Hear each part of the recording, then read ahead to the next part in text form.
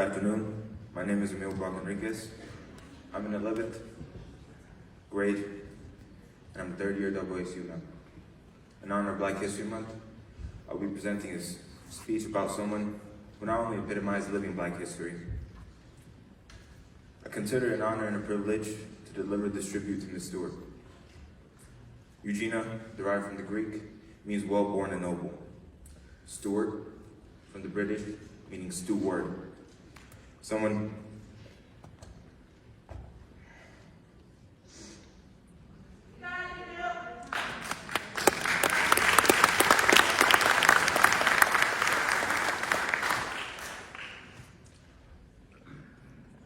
person who takes care of the house and tends to its problems. These words can only begin to epitomize Ms. Stewart's being.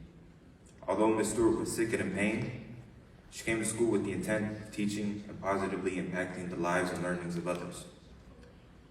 Ms. Stewart provided her students a distinctly greater appreciation for English because by the time you left the class, you could look back and know that you built a more personal connection with the language and the subject. Although Ms. Stewart was sick and in pain, she came to school with a sense of utilizing every moment she had. She was diligent with her workload, but was never overbearing. She strived to have people gain a better understanding of English, not just check another box in the grade book. She exhibited the sentiment every day she showed up, where she would greet her students, making sure that they saw the humanity in her eye every day that they came to class. She achieved this by building connections with the people around her, greeting everyone differently because she believed our distinctions are what makes us unique. As for our relationship, if there's one way to describe it, I'd say she was like my auntie, which was strange for me to come to that realization. The idea I had one close to me, since I'm not very close to the majority of my own family.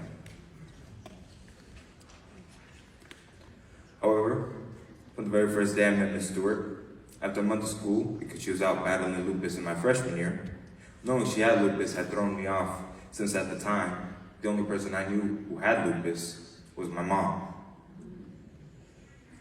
This made me eager to speak with her about her experiences so I could utilize them with my own mom, given that I was only really freestyling it at the time.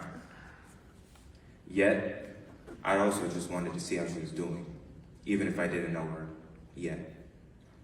I just wanted to reach out to someone who could possibly understand me and give me some guidance. Thus, that very first day, I did just that and met with her personally. Right off the bat, she was the first person who ever correctly guessed my ethnicity. She said I was Black because of my hair, Latino because of my skin and how I spoke, maybe and a little bit white. She knew how I felt like an outsider. But unlike many people, she never treated me like I was different. My distinctions were something to take pride in, but never hide from. She listened to how I felt and transformed this into a poem we wrote together, describing me. The poem was titled, Perhaps. The first two stanzas are, it's like being a square peg, expected to reshape, conform, and submit. Back to the first day, I ended our conversation as I do with all my teachers.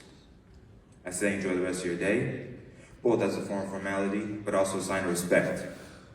Ms. Stewart said it back with a warm smile on her face, saying, enjoy your day, Emile.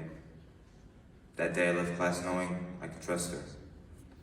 After this, I'd spend most days after class discussing various topics with her. These would range from my birthday, where I told her I was going to eat at Red Lobster. That second, she had one goal, get Emile to eat those biscuits for me, okay? Which I did. So she did the only logical thing she could do. She tucked down her mask, said, Emile, you better eat those biscuits for me. Which I did. The next day I told her, I ate 6 of them for you. Other days, we'd have music debates. Tupac versus Biggie, Outkast versus DMX, Sam Cooke versus Sam Cooke. We connected since I was raised with what's called old heads music. Some other days we talked about mothers and sons. We talked about my mom, then we talked about her son. She always talked about how he and she were so much alike. They shared a love for Scooby-Doo, which she put him onto, and Spider-Man, which he put onto her. These little talks would always be a nice way to mentally prepare myself before having to look through PE. Don't even get me started on that one. For Black History Month that year, we worked on a speech in honor of Malcolm X. I spoke to her about loving his autobiography and the Spike Lee joint the first day I met her. So when it came to the first time she heard me present the speech, she told me I did everything perfectly. Well, almost. She only had one thing to say. The same advice she had first given me when I first gave my first English presentation back in freshman year. To not be afraid to go slow. That piece of advice was her one critique whenever I spoke. I was both too fast and too slow, oftentimes racing with my own mind. Even now I continue to work on it, trying to point it out to myself when I can. However, she also told me one thing briefly. That was to smile more. Saying, Emile, try to smile more. You look scary half the time and mad the other half. That was a little hard when this is your resting face. Yeah. That summer she worked at Kennedy with my mom. She spoke to my mom about how much she loved her grandmother and her cherry tree. How they both battled lupus, and how they both wanted to see me succeed.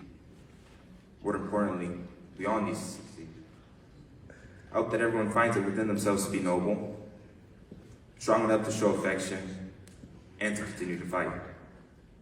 Whether or not you met Miss Stewart and built a close relationship with her, met her only once, or just hearing about her today, her influence and impact was undeniable.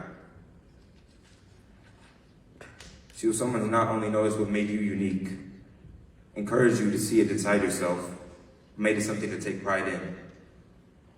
She saw what made me distinct and helped me to flourish.